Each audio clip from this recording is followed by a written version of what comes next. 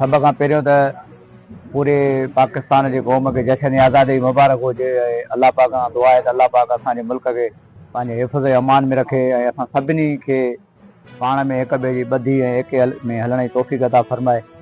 रब पाक खां दुआ है त अल्लाह साईं असांजे मुल्क ते ख़ासि तौर ते पूरी इंसानियत ते ख़ासि रहमतूं ऐं बरकतूं नाज़िल फरमाए ऐं असांखे इंसान थियण जी तौफ़ीक़ अता फरमाए त जीअं असां हिक ॿिए लाइ आसानियूं पैदा कयूं ऐं हिक ॿिए जे कमु अचूं।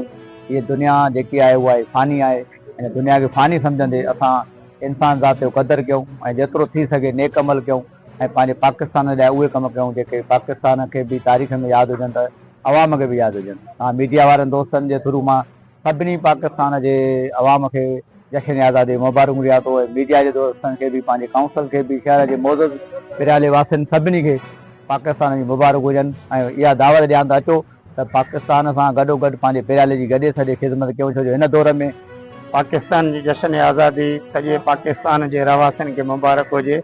हुन सां गॾोगॾु असांजे टाउन में जेकी बि भाइर दोस्त ऐं जेके रहंदा आहिनि सभिनी खे जश्न आज़ादी मुबारक।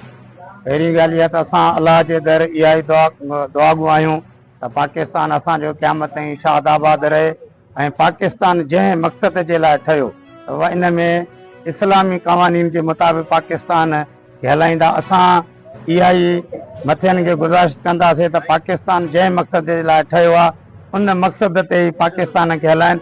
इन में ई पाकिस्तान जी तरक़ी आहे ऐं पाकिस्तान जी भलाई आहे। ऐं पाकिस्तान अॼोके ॾींहं ते राति जो 12 बजे जेको आहे सो आज़ादी जो ऐलान जेको आहे सो कयो हुयो ऐं फ्लैग जेको आहे सो हणी ऐं हिन जो इफ़्तिताह कयो आहे क़ाइद आज़म मोहम्मद अली जिन्नाह।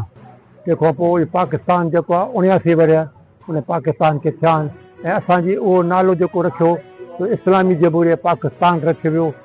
अलाह करे जेको आहे सो जमहूरियत आहे पर इस्लामी क़वानीन मुकमिल नाफ़िज़ थियनि त उन में हर बुराई हर ॻाल्हि जेका आहे सा ख़तमु थी वेंदी ऐं भाईचारे ऐं इस्लाम मुताबिक़ हलंदासीं। तव्हां सभिनी खे मुबारक हुजे पाकिस्तान जे थियण जो। अवां सभिनी भाइरनि खे हिंदू पंचायत पिरालो जे तरफ़ां जश्न आज़ादी जो मुबारक हो। असां हिंदू कमेटी फूड पंचायत पिरालो जे तरफ़ां सॼे मुल्क खे जश्न आज़ादी जूं लख लख वाधायूं मुबारक ॾियूं था जेका असांजे 16 अगस्त जे ॾींहं ते पाकिस्तान आज़ादु थियो हुयो। असां सां गॾु सभु पंहिंजे गॾो आहियूं ऐं असांजी आर्मी ज़िंदाबाद, पाकिस्तान ज़िंदाबाद, जी सिंध।